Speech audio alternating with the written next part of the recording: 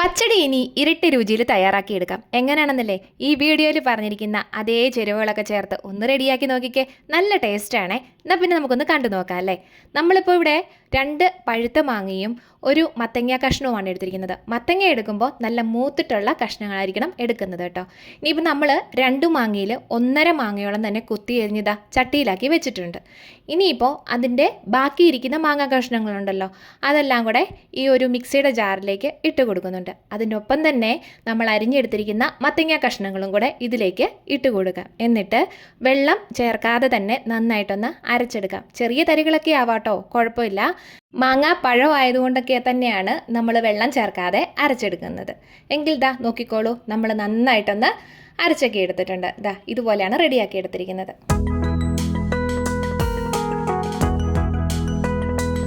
ഇനിയിപ്പോൾ ഉണ്ടല്ലോ, ഈ അരച്ച് വെച്ചിരിക്കുന്ന കൂട്ടെല്ലാം കൂടെ നമ്മൾ അരിഞ്ഞു വെച്ചിരിക്കുന്ന മാങ്ങയിലേക്ക് ചേർത്ത് കൊടുക്കാം. മാത്രമല്ല നമുക്കിതെല്ലാം കൂടെ കൂട്ടിയിട്ട് നന്നായിട്ടൊന്ന് വേവിച്ചെടുക്കണം. അതുകൊണ്ട് തന്നെ ഒരു കുറച്ച് വെള്ളം കൂടെ ചേർത്ത് കൊടുക്കുന്നുണ്ട്. 1/2 ഗ്ലാസ് അല്ലെങ്കിൽ 1 ഗ്ലാസ് വെള്ളം, അത്രേൻ്റെയൊക്കെ ആവശ്യമുള്ളൂ. എന്നിട്ട് നല്ല രീതിയിലൊന്ന് ഇളക്കിയും കൂടെ യോജിപ്പിച്ചെടുക്കാം.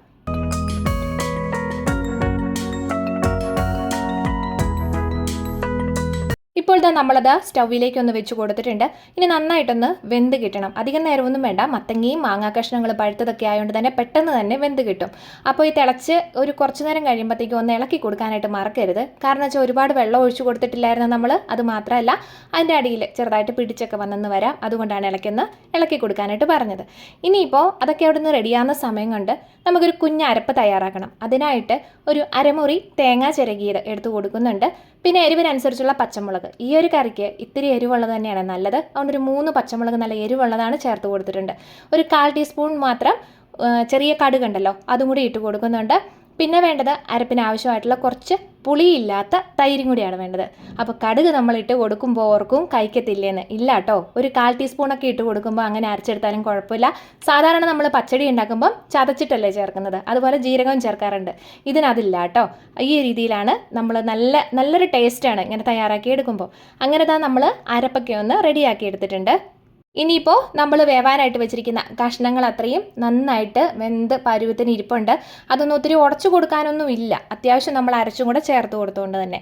അതുകൊണ്ട് ഇനി അതിലേക്ക് നമ്മൾ അരച്ച് വെച്ചിരിക്കുന്ന കൂട്ടുണ്ടല്ലോ, അതെല്ലാം കൂടെ ചേർത്ത് കൊടുത്തിട്ട് അപ്പോൾ തന്നെ നന്നായിട്ടൊന്ന് ഇളക്കിയും കൂടെ യോജിപ്പിക്കാം.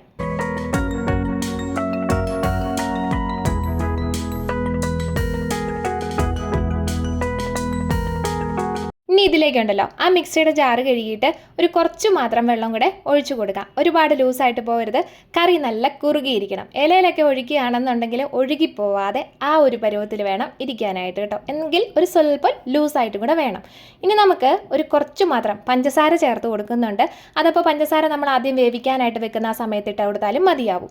മധുരം ബാലൻസ് ചെയ്യാനുള്ള ഒരു സ്വല്പം ഉപ്പും അതുപോലെ തന്നെ കളറിന് വേണമെന്നുണ്ടെങ്കിൽ ഇച്ചിരി മഞ്ഞൾപ്പൊടിയും കൂടെ ചേർത്ത് കൊടുത്തിട്ട് കട്ടകളൊന്നുമില്ലാതെ നന്നായിട്ടൊന്ന് ഇളക്കി യോജിപ്പിക്കാം. അപ്പോൾ തന്നെ കറിയൊക്കെ കാണാൻ ഒരു ഭംഗിയുണ്ടാവും. നല്ലൊരു കളറോട് കൂടി തന്നെ വരും കേട്ടോ. ഇനിയിപ്പോൾ ഒരുമാതിരി നമുക്കൊന്ന് തിളപ്പിച്ചെടുക്കണം. ലോ ടു മീഡിയം ഫ്ലെയിമിലിട്ടിട്ട് പിരിഞ്ഞൊന്നും പോകത്തില്ല.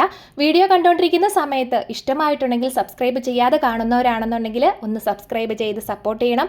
അതുമാത്രമല്ല ലൈക്കും ഷെയറും കമൻറ്റും കൂടെ ഒരു ഹൈപ്പ് ബട്ടൺ ഉണ്ട്, അതും കൂടെ ചെയ്യാനായിട്ട് മറക്കരുത്. പറഞ്ഞുകൊണ്ടിരുന്ന സമയം കൊണ്ട് തന്നെ നമ്മുടെ കറിയൊക്കെ നന്നായിട്ടൊന്ന് തിളച്ച് പാകമായിട്ട് വന്നിട്ടുണ്ട്. കൈവിടാതെ ഇളക്കി കൊടുത്തുകൊണ്ടിരിക്കാനായിട്ട് മറക്കരുത്. ഇനിയിപ്പോൾ നമുക്കൊരു കാര്യം ചെയ്യാം, ഇതിനെ അങ്ങോട്ടൊന്ന് വാങ്ങി വയ്ക്കാം. അങ്ങനെ നമ്മൾ വാങ്ങി വെച്ചിട്ടുണ്ട്. പിന്നെ വേണ്ടത് 1-2 മിനിറ്റ് കൂടെ ഇതുപോലെ തിളച്ചുകൊണ്ടിരിക്കുന്നതുകൊണ്ട് ചട്ടി ആയതുകൊണ്ടും നമുക്കിതുപോലെ ഒന്ന് ഇളക്കി കൊടുക്കാനായിട്ട് മറക്കരുത്. ഇനി നമുക്കൊരു കുറച്ച് മാത്രം കടുക് ഒന്ന് വറുത്ത് ചേർത്തേക്കാം.